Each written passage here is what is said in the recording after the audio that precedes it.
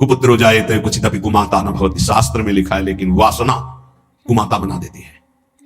एक घटना, बड़ा धनी परिवार, जरूर ध्यान से सुनना। पति ऑफिसर, खूब धन व्यवस्था, पत्नी और 2 पुत्र, एक पुत्र एक पुत्री, बहुत ही लाडले सुंदर। पूर्व जीवन में उसने जो अपना मित्र बनाया था, फोन का जमाना, बात करके वो अटैची लेके घर आया। उनकी नजदीक ही कोई नौकरी थी जिसमें शाम के घर आ जाते थे।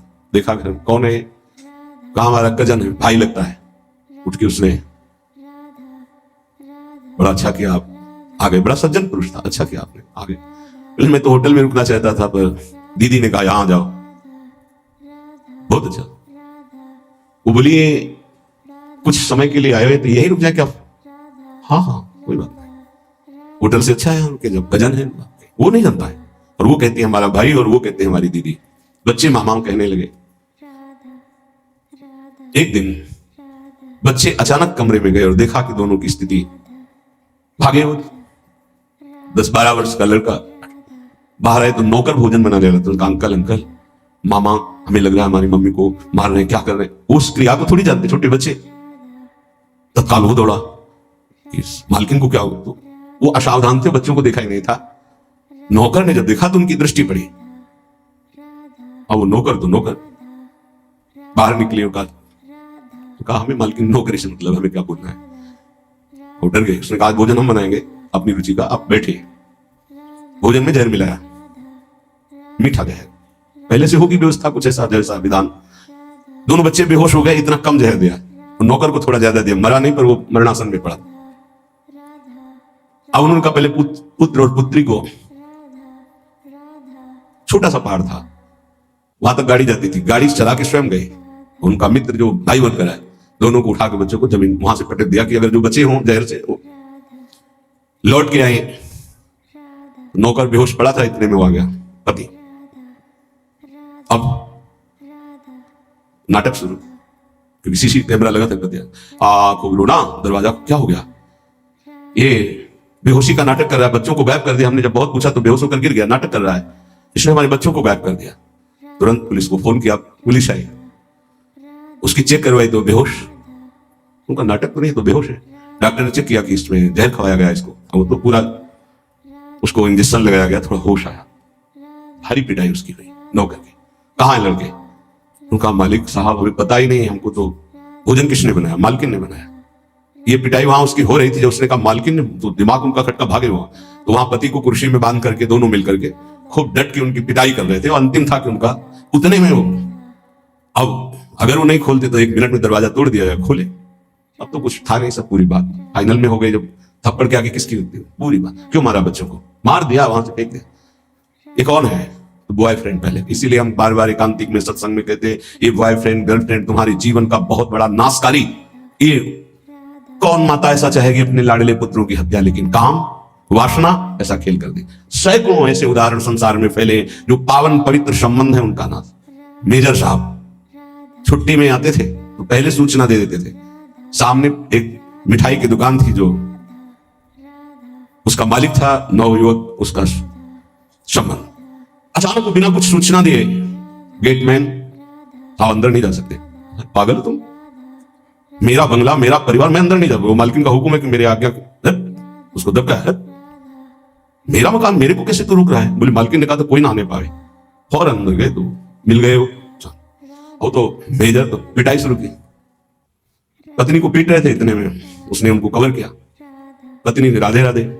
वहीं अंदर जो फूलों का, बंगले में तो सारी व्यवस्था थी मेजर, वहीं बंगले के अंदर ही।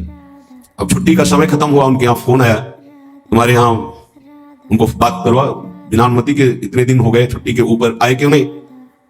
कहा तो आए नहीं। ऐसा कैसे हो सकता है? मेजर एक अच्छी पदवी होती है यार, ऐसा कैसे हो सकता है?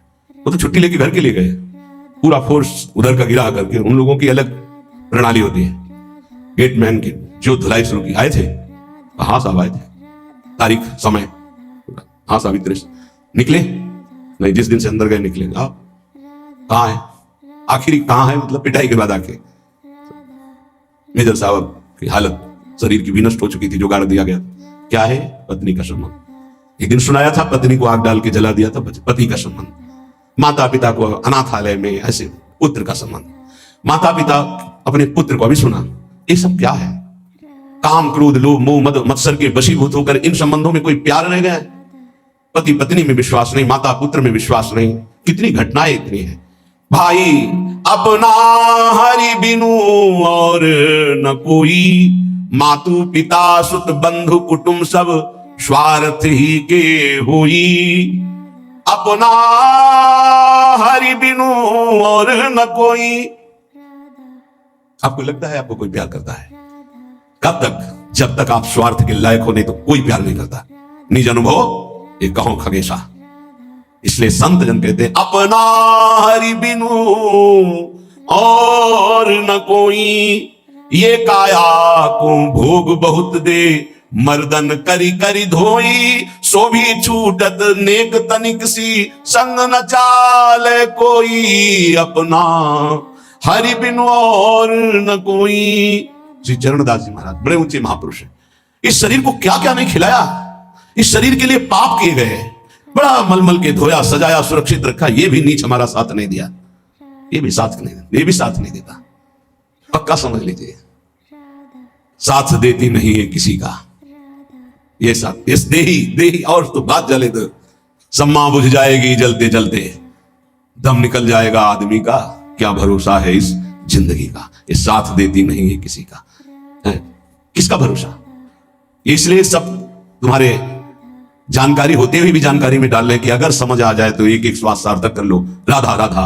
अपना हरि बिनु और न कोई, घर की नारी बहुत ही प्यारी, दिन में नाही दोई।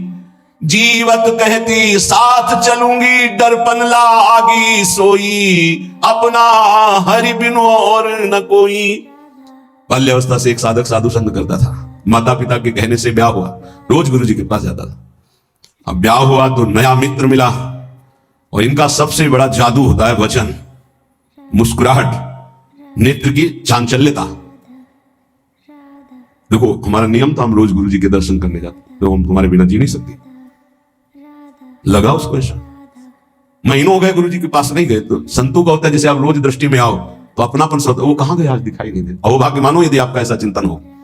श्यामा श्याम के चिंतन में आपका चिंतन हो गया, बहुत बड़ी बात। यही संतों से प्रार्थना, कभी निज दास की तरह चिंतन कर लेना। गांव वालों से पूछा, वो आता नहीं। अरे बोले उसका ब्याह हो गया। तो ब्याह हो गया तो कोई नई बात थोड़ी, विश्व में सबका ब्याह होता है जो गृहस्थी में होते हैं। जाके कहना कि तुम्हारे गुरु जी याद कर रहे हैं। जब कहा तो पत्नी से बस अभी आया हो गया, तुम आए नहीं बहुत समय से। महाराज जी ब्याह हो गया है। लो 10-5 दिन ब्याह किया तो महीनों हो गए तुम आए नहीं। महाराज जी वो बहुत प्यार करती, कहती मैं आपके बिना जी नहीं सकती। हाँ, पति पत्नी का भाव तो ऐसा ही होता है, लेकिन ऐसा नहीं बच्चा, सब जी सकते हैं, सब जी सकते हैं। उनका गुरु जी आज तक आपकी सब बात मानी, ये बात नहीं मानेंगे। वो कह रही आपके बिना नहीं जी सकते, तुम हमारी जिंदगी हो, तुम हमारी श्वासें हो, तुम नहीं तो हम नहीं।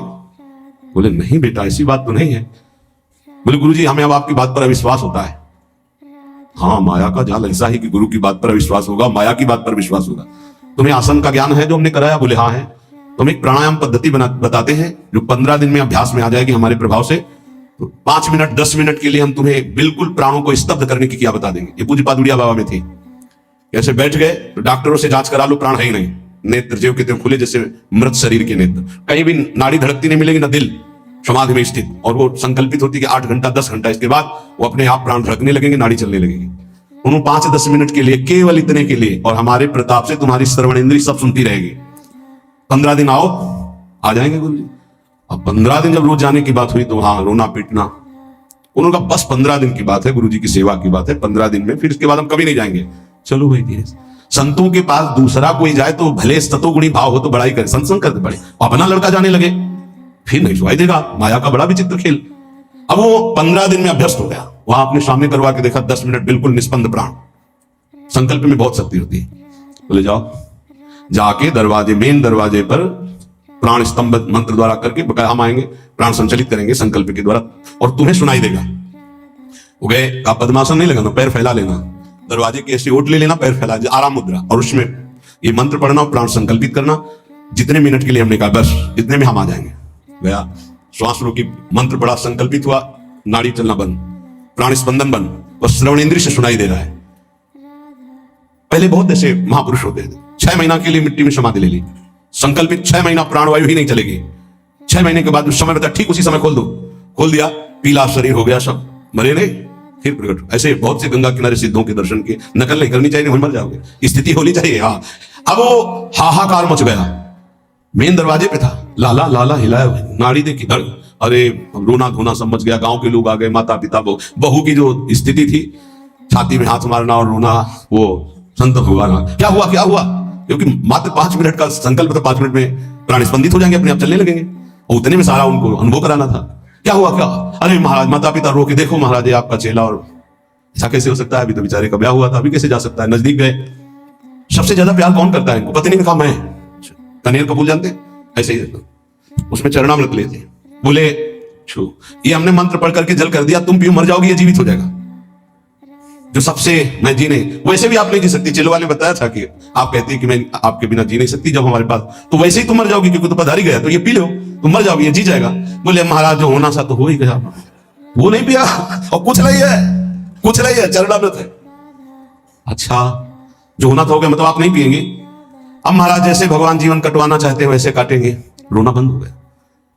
और कोई सभा में सबको पता था महात्मा सिद्ध है, पिएंगे मर जाएंगे, कोई तैयार, बोले चेला हमारा तो हम ही पी लेते हैं, और उसमें तो चरणामृत था, पिया और जो ही संकल्प किया उसमें प्राण संचलित हो गए।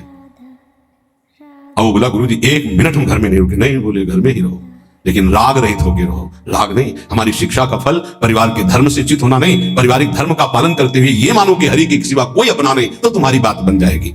कह रहे घर की नारी बहुत ही प्यारी, तिन में नाही दोई, जीवती कहत मैं साथ चलूंगी, दर्पण लागी। हम उस कमरे में नहीं जाएंगे, क्यों, आप तो कहती थी आपके बिना जी नहीं सकते, तो जो आप थे उनसे परिचय नहीं था, शरीर से था, तो शरीर, तो अब उस कमरे में नहीं जाएंगे। कौन तुम्हारा है, जो कहिए ये द्रव्य आपनो, जिन उज्ज्वल मति खोई, आवत कष्ट रखत रखवारी, चलत प्राण ले जोई, आपनो हरि बिनु नहीं कोई। धन किसकी जान नहीं ले सकता, किसको नष्ट नहीं कर सकता, और अंततोगत्वा किसके साथ चला है। अगर धन को अपना मानोगे, शरीर को अपना मानोगे, संबंधियों को अपना मानोगे, तो हरि में विश्वास ही नहीं हो सकता। पक्की बात समझ लो, हरि में विश्वास हो गया तो इन सबके होते हुए भी आपके अंदर मात्र बुद्धि नहीं रहेगी। या जग में कोई ही तू न दिखे, मैं समझाऊं सोई, चरण दास सुखदेव कहें यो, सुन लीजिए नर लोई। चाहे स्त्री हो चाहे पुरुष हो, सुन लो, अपना हरि बिनु और न कोई, हरि के सिवा कोई अपना नहीं है। इसलिए श्रीपाद प्रबोधानंद जी महाराज कह रहे हैं, अद्य तीदम कुदेहम सर्वे भोगायांति तत्र स्थिते। भाई आज मरो या कल तुम मरोगे, सारे भोग तुम्हारे छूटेंगे, सारे संबंध तुम्हारे छूटेंगे। तस्मात् सौख्याभास उच्चैर विभाति नित्यानंदे नंद वृंदावनांता। इसलिए परम सुख की प्राप्ति के लिए इस शरीर को वृंदावन लाओ, इस रज में लुटाओ, सत्संग सुनो और खूब नाम जप करो, इसी से तुम्हारा परम मंगल हो जाएगा। राधा राधा राधा राधा राधा राधा राधा।